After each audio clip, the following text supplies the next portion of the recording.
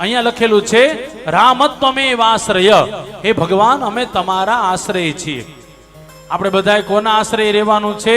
કેવલ ને કેવલ રામના આશ્રય. હનુમાનજી રામના આશ્રય છે. વિભીષણજી કોના આશ્રય ગયા? તો કે કેવલ ને કેવલ રામના આશ્રય ગયા. અને કહેવાનું મન થાય સુગ્રીવજી કોના આશ્રય ગયા? તો કે રામના આશ્રય ગયા. હવે આ કથા ખાસ સાંભળજો. આ 3 જણા રામના આશ્રય ગયા.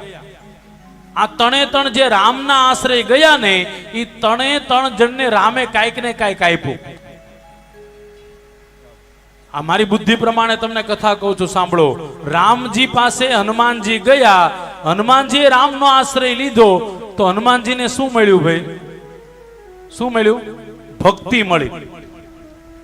સુગ્રીવજી રામના આશ્રય ગયા, તો સુગ્રીવને શું મળ્યું?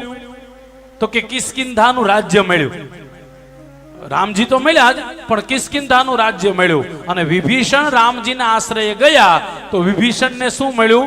રામ તો મળ્યા જ, પણ સાથે સાથે વાલ્મીકી રામાયણમાં એવું લખેલું છે લંકાનું રાજ્ય મળ્યું વિભીષણને, અને રાવણની પત્ની હોતે મળી. રાવણની પત્ની કોણ? મંદોદરી.